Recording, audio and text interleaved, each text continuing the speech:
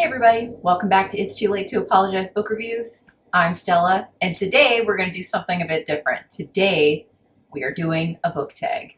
And this book tag is called the Right in the Feels book tag that was created by The Falcon. I'll link his video and channel down below so you can check it out.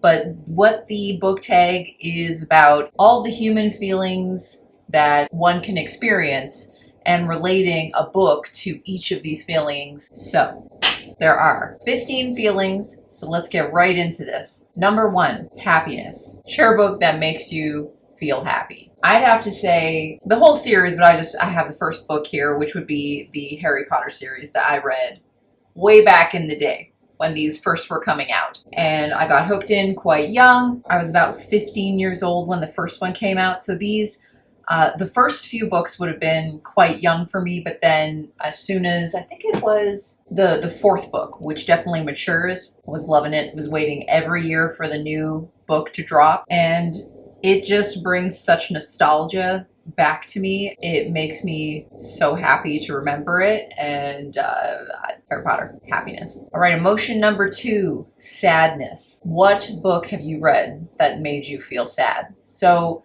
the book I chose for this would be Milkweed by Jerry Spinelli. So this is actually told from the perspective of a very young little boy abandoned and growing up in the streets of Warsaw during World War II. He doesn't know who he is. He doesn't know his name. He doesn't remember his family because they were taken and murdered. He has no identity. He is sort of a street urchin, and he is sort of taken in by some Jewish boys and German boys as friends. It follows his story through the war and through the Jewish families that he knows, how they looked out for each other and how this trauma impacts him later on in his life, and how he is experiencing these very strange, extreme circumstances of the war through this very young lens. And it was so incredibly sad. The idea of even the loss of identity that he has, and how everything that he knows about himself has been told to him by strangers, basically, and how he comes to understand his world in this very shocking, cruel situation that he finds himself in. And it was at times so heartbreaking, and it was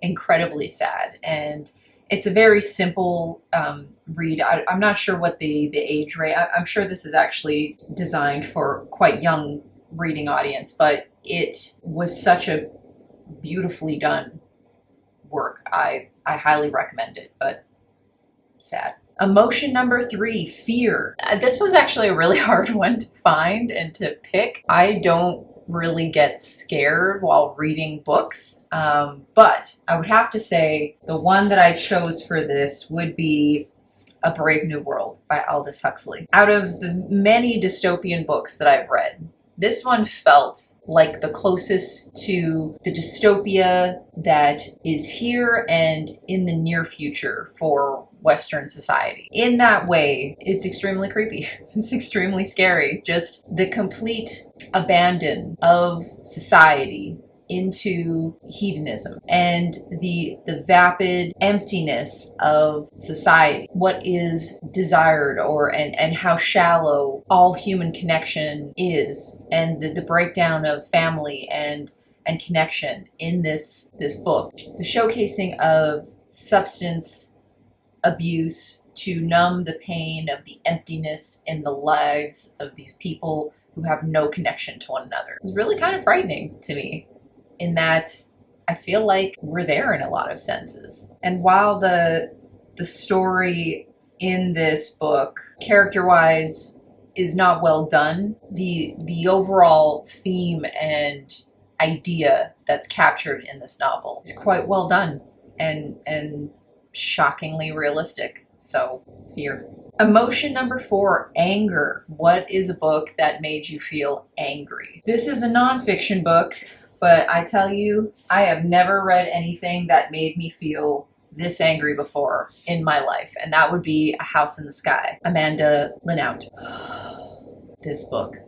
I actually had to stop and take a break from reading after I read this book because I was so angry at humanity in general because of what happens to this woman and the circumstances. This is about Amanda's story back in, well, it's about her life, but mostly about what happened to her in 2008 when she went to Somalia as a reporter and was kidnapped, held hostage, and ransomed. She was held hostage for 460 days. She was chained and tortured, and just the things that she went through and were done to her. The idea that a human being could do this to another human being is absolutely atrocious. And as I said, I stopped reading for, I think, a few months after I read this because it just left me in such a funk. And I tend to be overall a optimistic person, and this book definitely messed with that for a while. But anger. The next emotion, disgust. Book I would choose for this would be Cormac McCarthy's Blood Meridian. Now, I chose this for disgust. Would definitely be because of the level of violence and how little value is placed on human life in this novel, and how desolate and grim and bleak this novel is. Just especially how little value is placed on human life in this novel, and how the lack of any kind of morality, or especially as it comes and pertains to the judge and several of the characters, not every single character. There are a few characters that do show some sort of moral compass, whether it's definitely triggered disgust in several sections. I'm not sure if I need to do an introduction to Blood Meridian, but based on some historical events that happened along the Texas-Mexico border in the US in 1850, it's an epic novel that traces the fortunes of the kid, a 14-year-old Tennessean who stumbles into a nightmarish world in which the market for Indian scalps is thriving. And this is probably one of the most profound books I've read, but definitely disgust. Next is surprise. What is a book that surprised you? I would have to say a book that really surprised me would be Mary Shelley's Frankenstein. I was not expecting this. I did not know much about Frankenstein going into it. I knew about Frankenstein's monster and, movies and sort of Halloween costumes and that kind of stuff. So I more saw it as like a horror sort of story, and I wasn't expecting the depth that I found when I picked this book up finally to read it, how it tapped into humanity and its connection to God and the responsibility of creation. I was not expecting Frankenstein. This was a complete surprise to me, and I love this book. Next is Amusement. Name a book that amused you. I am going to go with The Martian by Andy Weir. I really enjoyed this book. I loved the humor of the main character in this book, and I know some people feel that his humor was annoying. It's about an astronaut who gets stranded on Mars, and he gets left behind because his crew thought in an accident that he died. And so the crew had to leave him behind because they figured he was dead, but he wasn't dead. So he gets left on Mars, and he has to fend for his life and use every single wit and all of his engineering know-how to survive the harsh environment of Mars. He's very hilarious, and I feel like his humor was a sort of coping mechanism to keep him from going insane, because he was basically by himself. So he was talking to himself, and everything is basically life and death circumstances. And so I also took it as a sort of like dark humor to sort of make light of all the situations that he finds himself in. So I thought it was hilarious, and I absolutely loved it. Like, I just gobbled this book up. And I haven't read any other Andy Weir. I feel like I need to pick up Project Hail Mary because I've heard really good things about that one, but Amusement. Next is Awe. Sort of interesting because there's lots of different ways that you could feel awe when you read a book. But what I sort of went with was The Night Circus by Erin Morgenstern. When I read this, I was awed at the atmospheric world building. I've often heard novels like The Great Gatsby being called atmospheric. I would have to say that comparatively, what Erin Morgenstern executes in atmosphere in this book, it takes the cake. I was awed at it, and I feel like a writer's perspective, I'm especially awed by it because it was so creative. And this is the story about two magicians and their pupils, and the two magicians who are extremely old meet and make a bargain because they are rivals. And so they make this bargain that their two pupils will meet one day and face each other in competition as magicians, but in sort of not magicians in a sort of like wizardly thing. It's about the circus and the performance, and the competition takes place in a big circus tent. It is so imaginative and it is so immersive. Like it's so well done, and so many times you could taste and smell what was happening in this novel. And that's my memory of it. It's been a really long time since I've read this novel, but it still stands out in my mind as some of the most immersive writing I've ever experienced. So, awe. Next is Desire, Graham Greene's The End of the Affair. This book is about a love affair happening between Maurice, who is a writer, and Sarah, who is a married woman. And this story takes place during the London Blitz. And she breaks off the affair quite suddenly. And years later, they meet again by chance, strikes up this curious jealousy he has of her and how he interprets her motives and her reasoning and what she's possibly thinking at all times.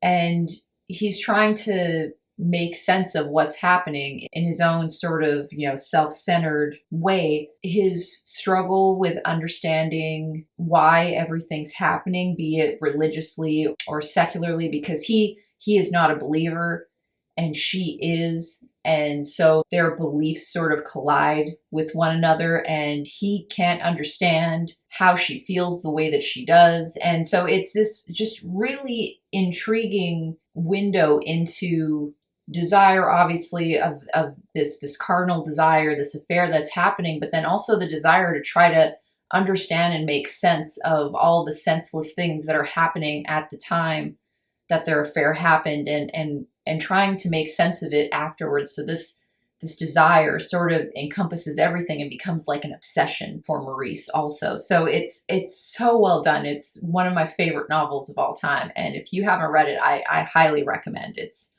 not a very long novel, and I love the writing in it. So The End of the Affair. Embarrassment. Pick a book that made you feel embarrassed. I mean, you could take this in a few different ways. Like maybe are you embarrassed that you read it, or are you experiencing secondhand embarrassment? That's what I went with. A book that I read that definitely gave me secondhand embarrassment, and Bridget Jones's Diary by Helen Fielding. I mean, this obviously it's a really well-known movie, but as you can see, this is quite an old vintage copy of this book. And I'm not sure if you have not read this book, I tell you, it's worth your time, because this is it is hilarious. It is so incredibly funny. It's funnier than the movies to me. And I remember literally laughing out loud when I was reading this book, like to the point where my husband was giving me strange looks, And the embarrassing situations that Bridget finds herself in this book, like you're just like mortified for her, the things that she goes through. At least that's what I remember when I read this book. Like it was just mortifying, and I felt terrible for her, like that intense secondhand embarrassment. Actually, the follow-up novel was also really good. I think there's even a third book that she wrote. I don't think I've read the third book. I think it might be on my shelf. But I mean, it was mortifying, but it was really good. Next, Sympathy. For this, I'd have to go with Steinbeck's Of Mice and Men for Sympathy. Teeniest little book. I highly recommend reading it. The sympathy that you feel for Lenny, who is a very large man with the mind of a child, and you come to love the friendship between both George and Lenny, and the connection that they have and how they care for each other, the unfortunate circumstances that happen. George and Lenny, they live paycheck to paycheck, scraping by, working as laborers in different ways. They have a dream to own an acre of land and a small house on it, to be able to have a place that they can call home, so they don't have to constantly live this nomadic life of travel and work and never having a home. They find a job on a ranch, and they feel that they're really close to being able to fulfill this dream of theirs, when circumstances and tragedy hits, and it completely derails everything that they had planned in such a heartbreaking way. So, Sympathy. Boredom. What book bored you to tears? I might get some hate comments for this one, but I'm going with it. It by Stephen King. So, you can see that. I got about halfway through this behemoth, and I gave up, because I was bored to tears. It got to that point where all the kids come back as adults, and they have to face the evil as adults. And then it goes through, them encountering it each separately again as adults. And it got to a point where it was just, this book was so good in the first half. And it just became so incredibly repetitive, because you're just going through the same scene over and over and over again with each of the different characters. And how many were there? Was it like 5 of them or something? I can't even remember anymore, but I don't know if there's like 5 or 6 of them, but it was just it just kept going over the exact same scenario with every single character. You're just back, you're reading the same thing. And then you got to read it through the other character's perspective, and then you got to read it through the other character's perspective, and then the next one, I was just like, I couldn't take it anymore. I couldn't take it anymore. I gave up.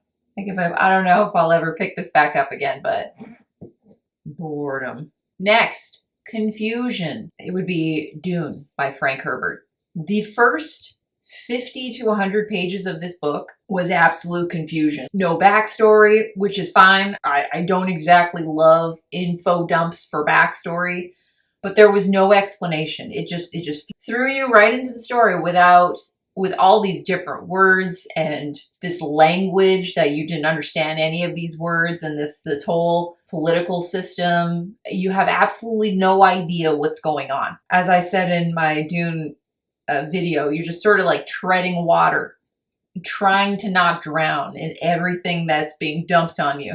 And it was so confusing. Like it got to a point where I wasn't sure if it was ever going to start clicking and making sense, but it eventually did, and I pushed through it, and I'm glad I did, because I ended up enjoying it. When I see people picking up this novel, I try to give them a laydown of the land before they go into it, so that they can at least have some bearings before they start just like being thrown into the fire. But confusion, Dune. Pride. Name a book that you felt pride for reading. Moby Dick by Herman Melville. This had been on my TBR shelf for years. For so many years. This was actually the first book of the Penguin Dropcaps collection that I ever bought. And I actually didn't realize when I bought this book that it was a part of an entire collection. I just really loved the look of this edition.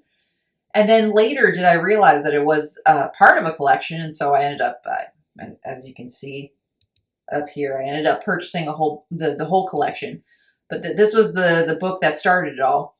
And I'm really proud that I feel a lot of pride for reading this, and actually it is one of my favorite books of all time, because I absolutely loved it. And I had heard so many people talk about Moby Dick, and it's such a well-known classic, and a lot of people talk about how dry this book can be, and especially the chapters about the whaling industry and all that. And I remember reading through it and feel at the time that some of those whaling chapters went on a little too long, perhaps.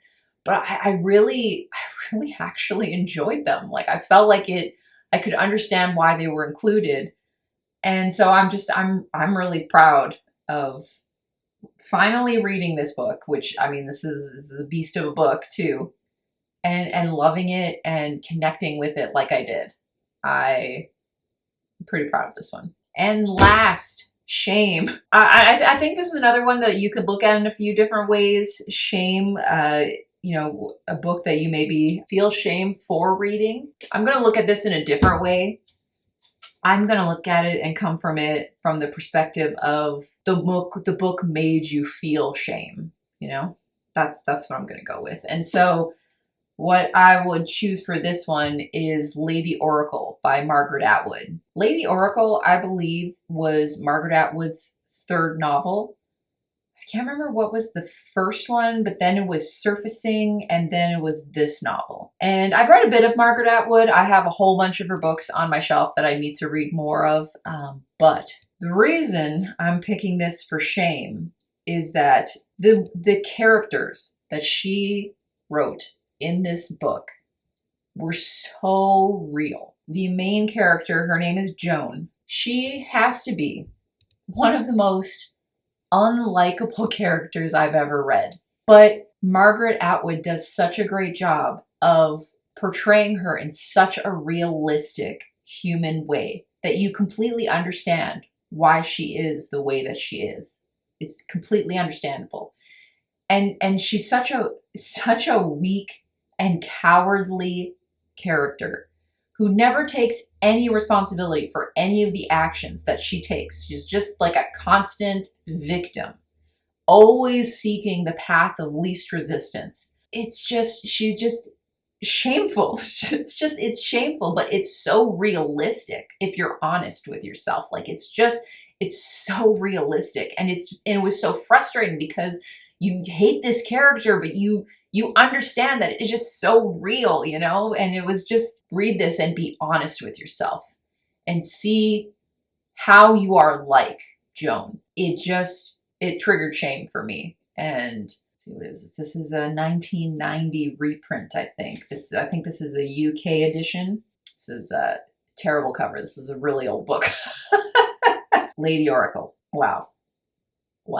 Margaret Atwood did a really good job. So that is the Right in the Feels booktube tag created by the Falcon. So if you watch this video and you like this tag, I tag you. Feel free to do this book tag. Quite interesting, sort of go through books and try to remember and attach a feeling to each of them. So I thought it was quite interesting. So well done, Falcon. Please like and subscribe so that more people can find some great books and join in the conversation in the comments. Thank you for watching, and I'll see you in the next video.